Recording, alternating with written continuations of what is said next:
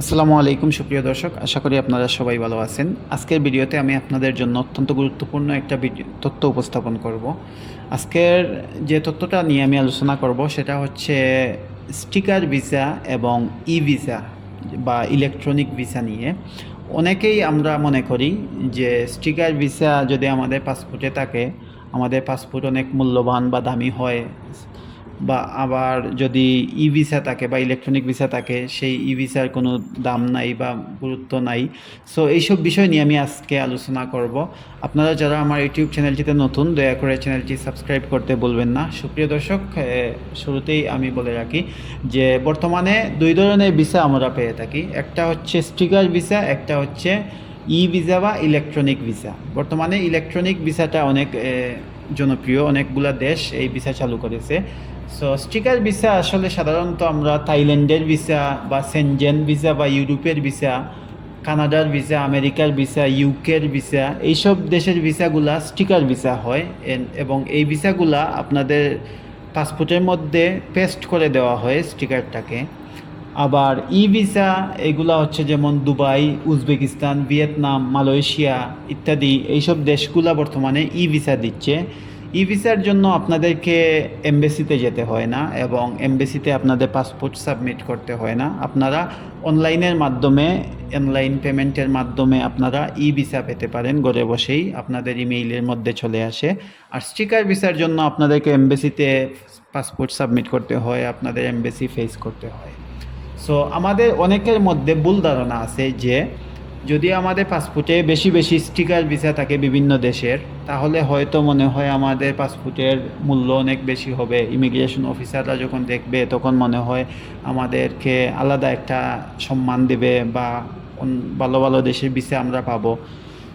আবার অনেকেই মনে করেন যে ই ভিসা থাকলে এইটা হয়তো কেউ দেখবে না, ইমিগ্রেশন অফিসার বা বিভিন্ন দেশের এমবেসি দেখবে না আমাদের এই ভিসা, কোন দেশে আমরা গেছি বা চলে আসছি। এইটা সম্পূর্ণ ভুল ধারণা। আসলে আপনারা যখন একটা দেশে যাবেন স্টিকার ভিসা নিয়ে বা ই ভিসা নিয়ে, আপনাদেরকে অ্যারাইভাল, ডিপার্চার দুইটা শিল দেওয়া হয়। এইসব শিল আসলে পাসপোর্টের মধ্যে দেওয়া থাকে দেশের নাম এবং তারিখ সহকারে, কোন দিন আপনি গিয়েছেন, কোন দিন বের হয়ে আসছেন। সো ইমিগ্রেশন অফিসাররা যখন আপনার শিলগুলা দেখবে, ই ভিসা নিয়েই যদি আপনারা যান বিভিন্ন দেশে, যখন শিলগুলা দেখবে তখন অটোমেটিক্যালি তারা বুঝতে পারবে যে আপনি এই দেশে গেছেন, অবশ্যই ভিসা নিয়ে গেছেন। একটা দেশে যদি আপনি যেতে চান, অবশ্যই আপনাদেরকে ভিসা নিতে হবে, সেটা হোক আপনাদের ই ভিসা বা sticker visa. So arrival, departure শিল দেখেই ওরা বুঝতে পারে যে আপনি কয়টা দেশ ভ্রমণ করেছেন।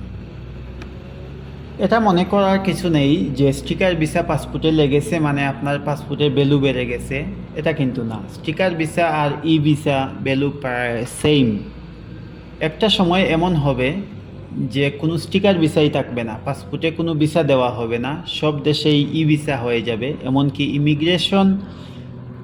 ইমিগ্রেশনের স্টাম্প বা সিল কিছুই থাকবে না। হয়তো সামনের দিকে এরকম হবে, কিন্তু আপনি যে কোনো দেশে ঘুরতে গিয়েছেন তার ঠিকই ইমিগ্রেশন অফিসারের কাছে একটা ডাটা থাকবে, এটা অনলাইনের মাধ্যমে তারা পেয়ে যাবে।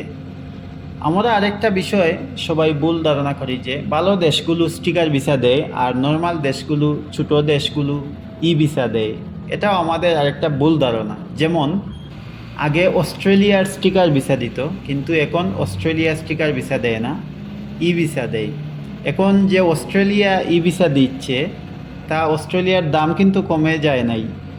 অস্ট্রেলিয়া কি নর্মাল দেশ? এখানে যেতে হলে অনেক ক্রাইটেরিয়া ফলো করতে হয়, ভালো ট্রাভেল হিস্ট্রি থাকা লাগে। সো অস্ট্রেলিয়া যেহেতু ই ভিসা দিচ্ছে, সেহেতু আমাদেরকে মনে রাখতে হবে ই ভিসা কোনো এই মূল্য কম না, এটা মূল্য অনেক বেশি, তাই অস্ট্রেলিয়া ই ভিসা দিচ্ছে। এজন্যই বলি যে স্টিকার ভিসা আর হচ্ছে ই ভিসা দুটোর ভ্যালু কম বেশি না। আপনি স্টিকার ভিসা অথবা ই ভিসা যেটা নিয়েই যে কোনো দেশে ঘুরতে যান না কেন, আপনার ট্রাভেল হিস্ট্রি তৈরি হবেই। সো যারা নতুন ভ্রমণ করতেছেন বিভিন্ন দেশে, তাদের জন্য আজকের ভিডিওটি অনেক গুরুত্বপূর্ণ। আমি আসলে তাদের জন্যই আজকের ভিডিওটি করা, যে যাদের মধ্যে এই ধারণাটা নাই যে ওই স্টিকার ভিসা এবং ই ভিসার পার্থক্য বা সুবিধা অসুবিধা সম্পর্কে।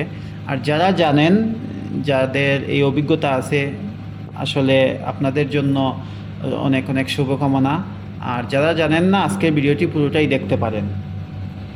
সো এটা মনে রাখতে হবে যে প্রত্যেকটা দেশেরই পাসপোর্টের ডাটা ইমিগ্রেশনের কাছে থাকে। আপনার পাসপোর্ট দিয়ে আপনি কোন দেশ ভ্রমণ করেছেন তার ডাটা ইমিগ্রেশন ডিপার্টমেন্টের কাছে থাকে। তার আপনার পাসপোর্ট সাবমিট করার সাথে সাথে চেক করতে পারে এই পাসপোর্ট দিয়ে আপনি কোন কোন দেশে এন্ট্রি করেছেন, এক্সিট করেছেন। আর আপনি যখন কোনো দেশে আবেদন করবেন তখন আপনার কভার লেটারে উল্লেখ করে দিবেন, প্রয়োজনে ই ভিসা কপিটাও সাথে অ্যাড করে দিতে পারবেন। সেক্ষেত্রে কোনো ধরনের অসুবিধা হবে না। আর বর্তমানে যেহেতু ম্যাক্সিমাম দেশগুলোই ই ভিসা দিচ্ছে, সো এ বিষয়ে নিয়ে আপনাদের কোনো বিভ্রান্ত হওয়ার কোনো অবকাশ নেই। আপনারা যে ভিসাই পারেন না কেন আপনারা বিভিন্ন দেশ ঘুরতে পারেন, এইটা আপনাদের একান্তই নিজস্ব ব্যাপার। বাট আপনারা কোনো নেগেটিভ ধারণা রাখবেন না যে ই ভিসা হইল, স্টিকার ভিসা হইলে ভালো হইতো। সো আমি আসলে ভিসার কাজ করি না, কিন্তু আমি এই গুরুত্বপূর্ণ তথ্যটা ভাবলাম যে আমার ইউটিউব চ্যানেলে যেহেতু অনেক ভিউয়ার্সরা আমার ভিডিওগুলো দেখেন, সেহেতু হয়তো কারো উপকারে লাগতে পারে, সেই জন্য আমি এই তথ্যটা আজকে দেওয়ার চেষ্টা করলাম। সো আশা করি আপনারা অনেকেই আজকের ভিডিওর মাধ্যমে উপকৃত হবেন। আসলে অনেকেই আমাকে প্রশ্ন করেন ইমিগ্রেশন বা ভিসা, কাজাখস্তানের ভিসা সম্পর্কে। আমি যেহেতু কাজাখস্তানে থাকি, কাজাখস্তান ভিসা সম্পর্কে অনেকেই প্রশ্ন করেন। আমি আসলে কাজাখস্তানের ভিসা বা কোনো দেশের ভিসা নিয়েই কাজ করি না।